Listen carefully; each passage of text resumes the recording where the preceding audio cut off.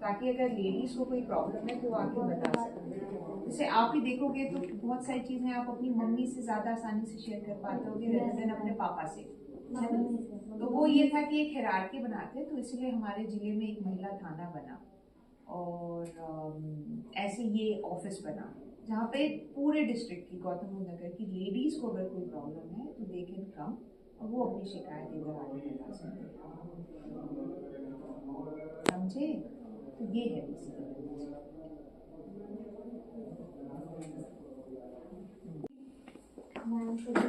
अच्छा, मेरे सामने तो पुलिस ऑफिसर हैं, डॉक्टर के सामने तो डॉक्टर पहले बता रखा था इनको कि बड़े होकर पुलिस ही बनना चाहती हूँ। चलो वेरी गुड, बैठो। और मैं नाम एक बार दुआ, राखी। हाँ, राखी बड़े होकर क्या बनेगी? बैठे बैठे बता दो बेटा। टीचर। Teacher, good. पीछे डॉक्टर। डॉक्टर।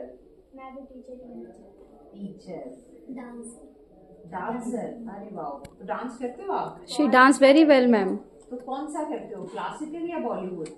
क्लासिकल। है, क्या करें, आप 112 कॉल करिए, गाड़ी आएगी और वो आपको सकुशल आपके घर तक भी छोड़ कर आएगी, या आपको बस में बिठाएगी या पब्लिक जो ट्रांसपोर्ट है वो आपको दिलवाएगी, वो कर देगी। 112 is a go to number for anything. और आजकल एक नया नंबर हम सबको सिखाते हैं, आजकल हम सिखाते हैं साइबर हेल्पलाइन का नंबर।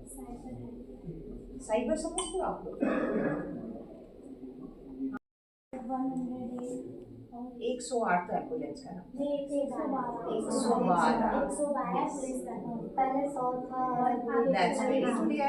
और 4 नंबर है। मैम एक क्वेश्चन मेरा भी है। आईपीएस बनने का जो सफ़र है आपका, उसके अंदर किस तरीके से आप यहाँ तक पहुँचे, कौन कौन से ऑब्स्टिकल्स आए, कितनी स्टडीज़ पे ध्यान देना पड़ता है, इसके लिए क्राइटेरिया क्या रहता है पढ़ाई से, और हमें अपने समाज को या अपने टाइम को किस तरीके से मैनेज करना होता है? बट मैं वैसे फन एलिमेंट के रूप में बताती हूँ। जी। जब हम पेपर लिखते हैं तो हम क्या क्या, जब हम आईपीएस की ट्रेनिंग में जाते हैं तो हम क्या क्या करते हैं, तो बहुत रिगरस 1 साल की ट्रेनिंग होती है जिसमें आपको बहुत चीज़ें सिखाते हैं वो लोग। बंदूक चलाना सिखाते हैं, इससे पहले तो हमको नहीं आती थी कभी। स्विमिंग करना सिखाते हैं, घुड़सवारी सिखाते हैं, पहाड़ चढ़ना सिखाते हैं, पहाड़ से उतरना सिखाते हैं।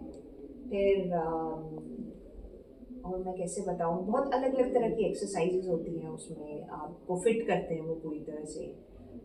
एक हमारा ऑब्स्टिकल कोर्स होता है, रोप पे, रस्सियों पे, मतलब अगर आपको चलना है, 2 रस्सी एक ऐसे, एक ऊपर एक नीचे रखिए, आपको उसमें ऊपर नीचे वाली पे आप खड़े हैं, ऊपर वाले को पकड़ पकड़ के आप चले, आप ज़मीन से 15 फीट ऊपर, you have to cross it. ऐसी 2 रस्सी ऐसे, अब आपको ऐसे उस पर लटक के खींच के जाना है।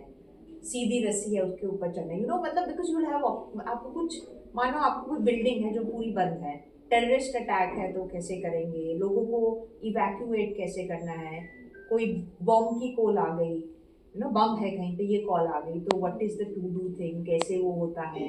कई चीज़ें हम करते नहीं हैं पर हम देखते हैं बिकॉज हम उसको एड कर रहे हैं। तो वो बहुत चीज़ें रिलेटेड टू सिक्योरिटी हम लोगों को सिखाई जाती है, बहुत रिग्रेस वो 1 साल की ट्रेनिंग होती है। तो जैसे जब मैंने ज्वाइन किया था तो मुझे घुड़सवारी नहीं आती थी, स्विमिंग नहीं आती थी, गोली तो चलाई नहीं थी कभी, तो काम हम कभी करते नहीं हैं। आप आईपीएस ऑफिसर कैसे बने? कैसे बने? एक पेपर होता है, यूपीएससी करता है, सिविल सर्विसेज का, वो एग्ज़ाम क्लियर करते हैं, तो उसमें बहुत सारी अलग अलग पोजीशंस के लिए एग्ज़ाम होता है, आईएएस का, आईपीएस का, आईएफएस का, फॉरेन सर्विसेज का, आईआरएस होता है एक रेवेन्यू सर्विस, इनकम टैक्स सुना है शब्द, इनकम टैक्स के ऑफिसर बनते हैं उससे, रेलवे के ऑफिसर्स निकलते हैं उससे, तो बहुत सारे ऑफिसर्स निकलते हैं। तो पेपर हमने लिखा था मैम आप आईपीएस क्यों बनना चाहती हैं? अच्छा, क्यों बनना चाहती हैं?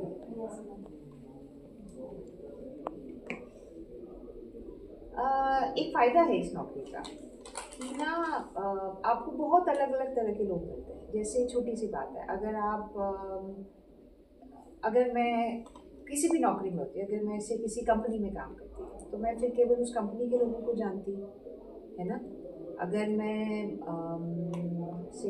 डॉक्टर होती और एक हॉस्पिटल में काम करती तो बस जो चल के उस हॉस्पिटल तक आएगा मैं उतने लोगों को जानती, या पेशेंट या बीमार। आप समझ रहे हो? हाँ।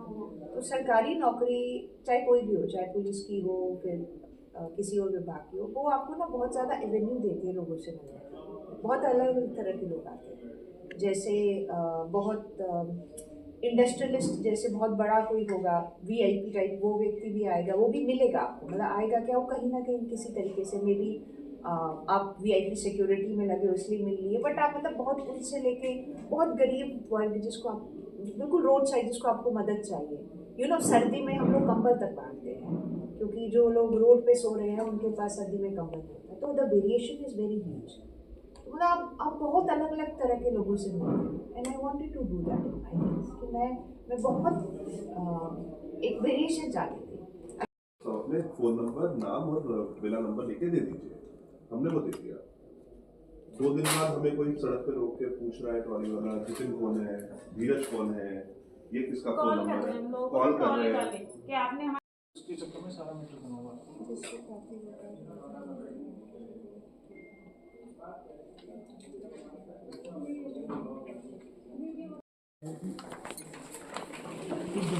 रास्ता बंद कर रहा है,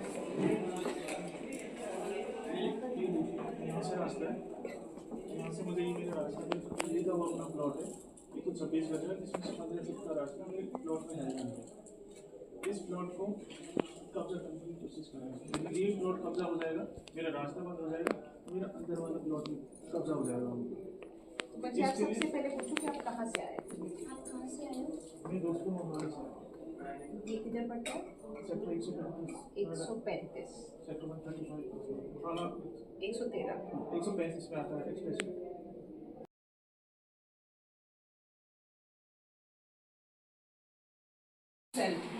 परामर्श। ओके।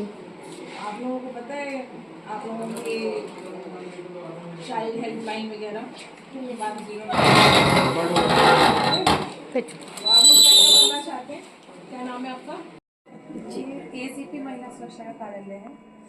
मतलब यहाँ पे पेशी है, मैडम उधर बैठती है एडमिन ब्लॉक की तरफ।